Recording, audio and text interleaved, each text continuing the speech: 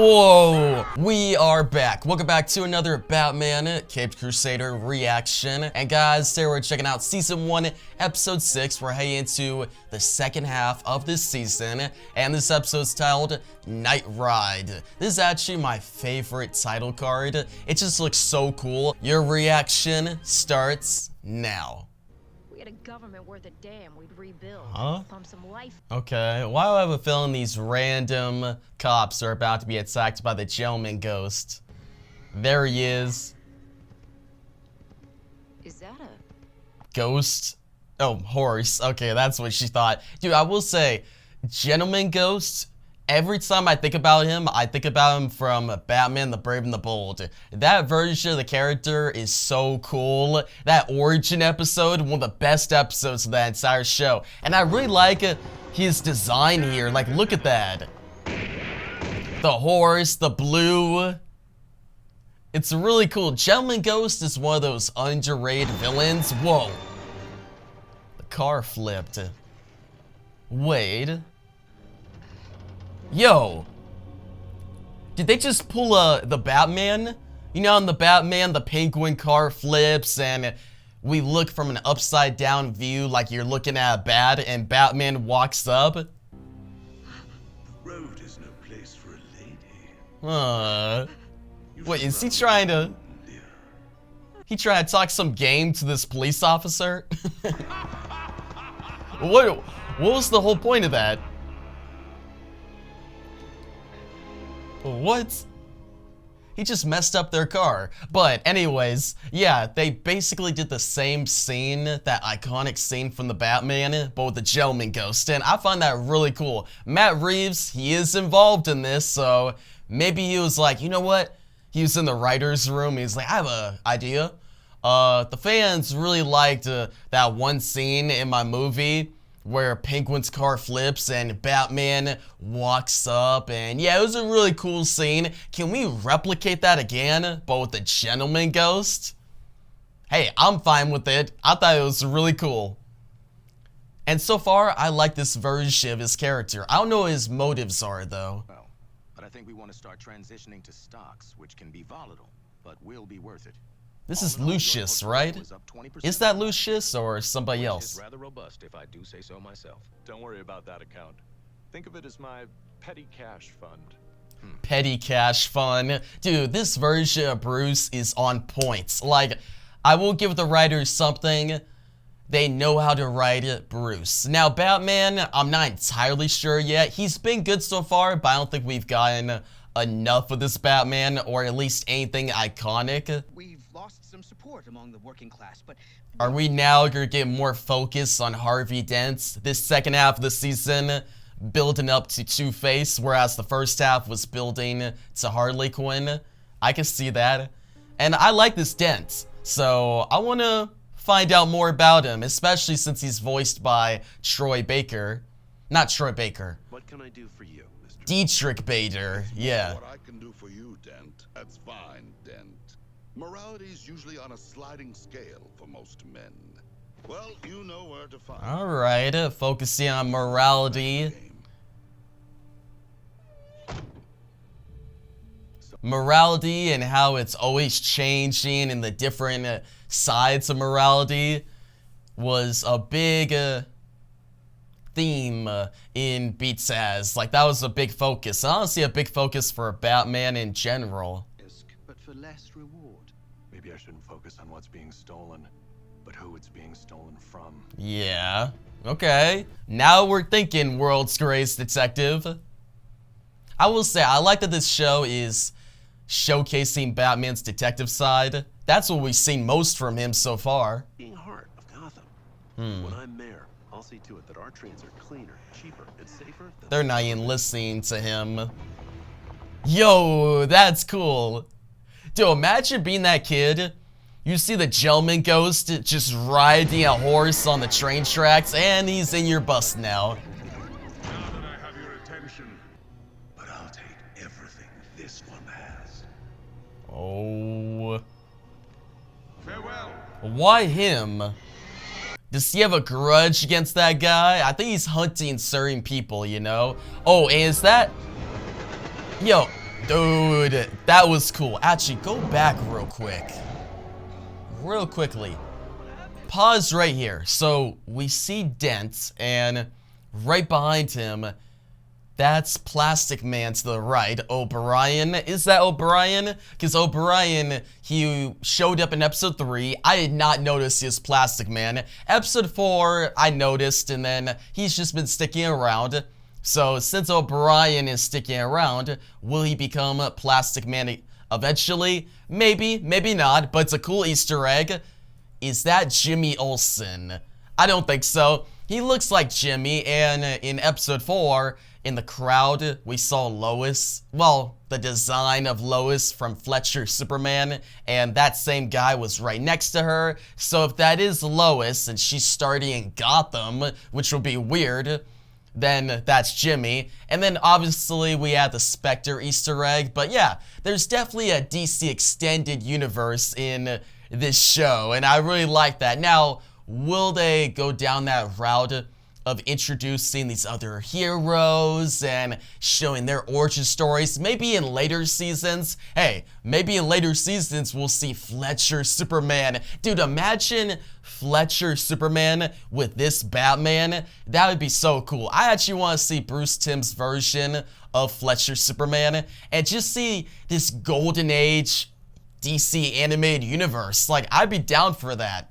My favorite thing about this show is the aesthetic. And also, if you introduce Fletcher Superman, you can eventually build toward a Justice League New Frontier. That would be the story to tell in this golden age environment, and yeah, I would get hyped over that. But hey, no more look into the future too much. I'll just focus on the now, and that might not happen because we got Ed Brubaker and Greg Rucka, who may want to keep this story more grounded, this show more grounded, which I'm cool with, but all the potential, it gets me excited, man. Oh.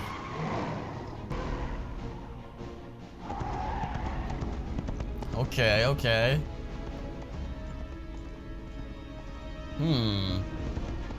He can use that. He can use that in his detective work. I want to know what origin they're going to go with for the Gentleman Ghost. By the way, the animation looks really good here. The Batmobile, it's very fluid and obviously clear. I like the clarity of the animation in this show. Ooh, cool shot. Okay. I ain't gonna lie, so far I'm enjoying this episode. I like it, it's good. The world is big enough for us. 1, this ghost only targets the underprivileged. 2, from his appearance, he's obsessed with the 18th century. And 3, yeah, I like that 18th century aesthetic on him. Get here.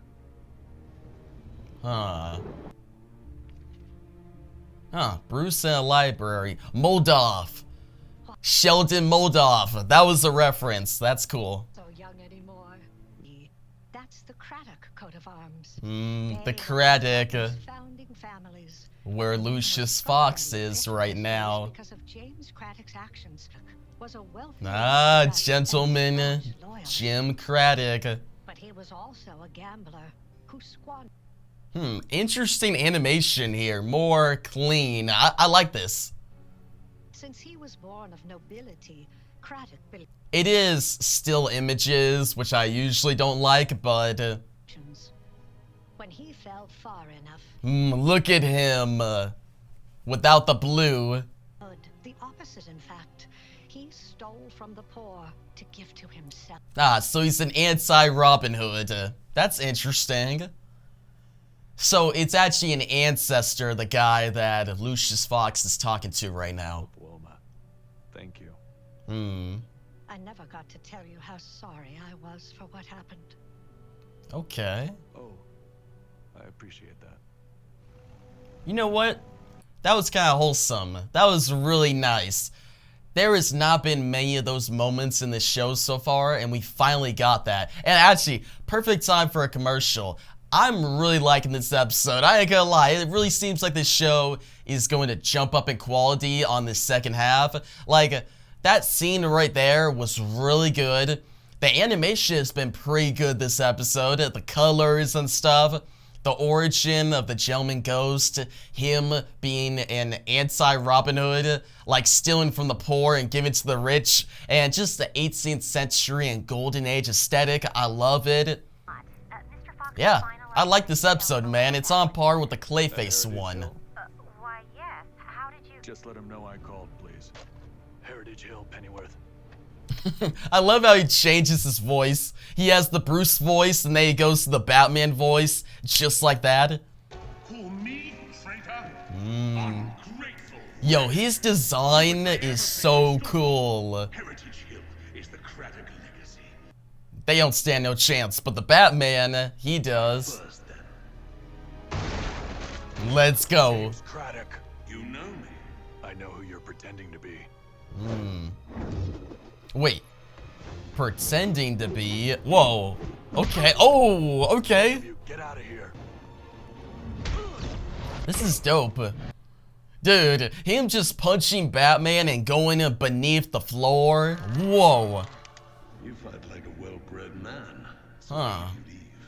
But I'll not be so forgiving, sir, should our paths cross a third time.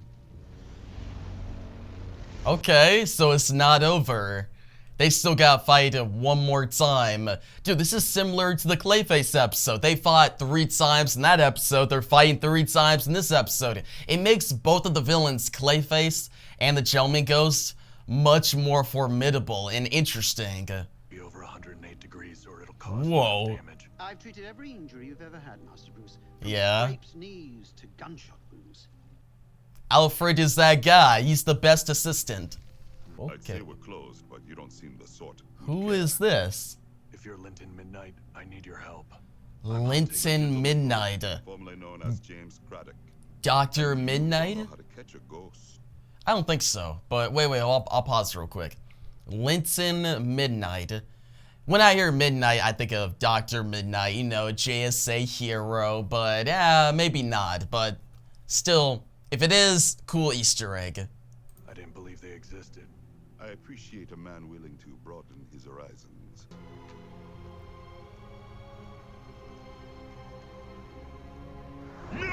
Ooh, yeah. I was about to say, he's not gonna let them finish that. Here we go, round 3.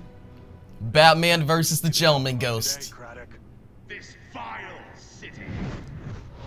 Let's go. Dude, I love how he moves and yeah. Lower classes need Such a cool villain. a better time. Alfred's gonna be the one to beat him. No, no, no. Whoa, whoa. Yo, that was a really cool shot. It was in the trailer, but still cool seeing it again. Well, And Alfred, he was the MVP. Oh no. Oh no. Whoa, what? What is Alfred doing? Is he good?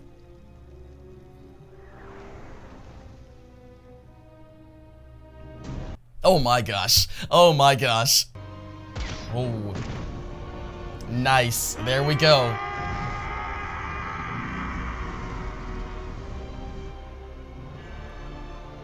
Oh, yeah, I forgot about that. Oh, okay. That was cool. I really like that. Was a cool shot. Him holding the thing up and Gentleman Ghost going into the vial. Ah. Stay here.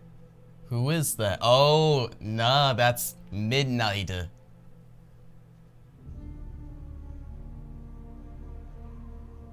I like his getup. The white and the black. The contrast is so strong here. Boon for a boon. You're welcome. Well, hello there, Jim. Been a long time. Wow. You can't leave me with this man. Please, I beg you. I'll do anything. What? What will you do with him? You probably don't want to know that. No. I Who? probably don't. What? Nice doing business. he will be back. They just set up something there. He's not Dr. Midnight. He's another Midnight, some other villain. I gotta look that up. That was very interesting. Dude, I'm still thinking about that, but okay, Harvey Dent. Damn it!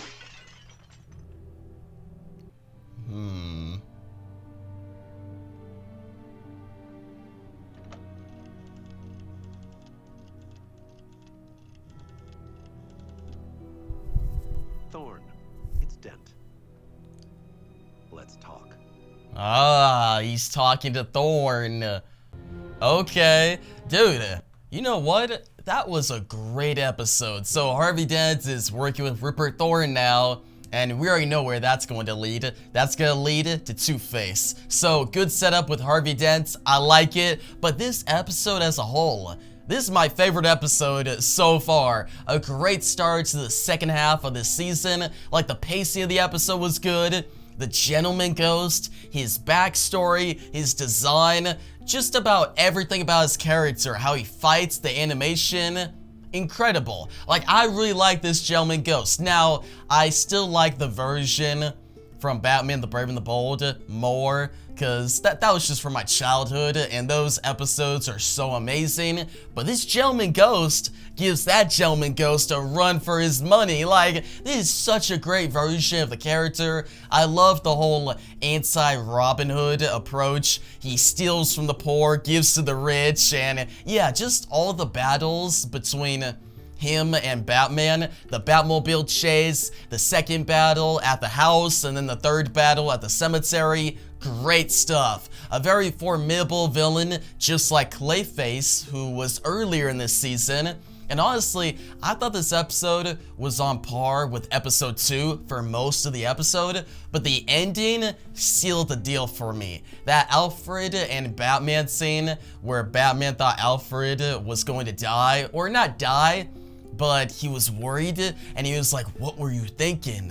You could hear the emotion in Hamish Linklater's voice, like great voice acting there, and yeah, seeing Batman more in action, him using detective work, and yeah, this was a Batman episode, and I loved it. The Bruce Wayne scenes were good, that wholesome scene in the library, really nice, and yeah, animation was on point. Even those scenes with like the still images, it was a different form of the animation, so it looked intriguing, and I liked it. And yeah, all the references, Sheldon Moldoff, Midnight, and actually, I'm gonna look up who Linton Midnight is real quick in DC Comics, and yeah, I'll be right back. Okay, so I was thinking so much about the JSA because, you know, the Gentleman Ghost is a villain to the JSA a lot of times, and I jumped to the conclusion that Linton Midnight was Dr. Midnight, but no, he's actually Papa Midnight, the villain to Constantine, the Hellblazer, John Constantine, and that makes sense, the magic side of this, and the Gentleman Ghost, he could easily be a villain to John Constantine and be on that magical side of the DC universe. So the setup here with Papa Midnight and how much of a villain he is and his sinister tone, that was so interesting. Just Gentleman Ghost being like, no, don't give me away to him, I'll do anything, and then just Papa Midnight walking away. That setup, really well done. I can't wait. Maybe we will see this, maybe not, but if we do, I can't wait to see John Constantine team up with Batman in season 2 or in later seasons. And with the Easter egg of Jim Corrigan, the Spectre, earlier in this season, maybe we could eventually get an episode where Jim Corrigan becomes the Spectre and he's out of control and he's kind of like the villain of the episode, and it's up to Batman and Constantine to stop him. So Batman and Constantine versus the Spectre, or all three of them working together against another villain. Either way, a lot of potential here. I loved this episode, and yeah, I'm invested now. Episode 5 was the weakest episode. Episode 6 is the best episode. I'm gonna give it an 8.5 out of 10, and I can't wait for episode 7. Actually, episode 7 is the one I'm looking forward to the most because it has onomatopoeia. And onomatopoeia, out of all the villains that were included in the show, he is the one I've been looking forward to the most because I love how the show is using different villains from Batman's Rogues Gallery and just the DC universe as a whole. Like, we're not getting the Joker, we're not getting the Riddler. Good. Save them for later. Let's focus on these other villains that deserve the spotlight. So yeah, guys, some of your thoughts on this episode down below. I was very positive with this one because I actually really like this one. And yeah, I want to hear what you guys think. And stay tuned for my episode 7 reaction coming very soon. And yeah, thanks for watching, DC Nation, and peace out.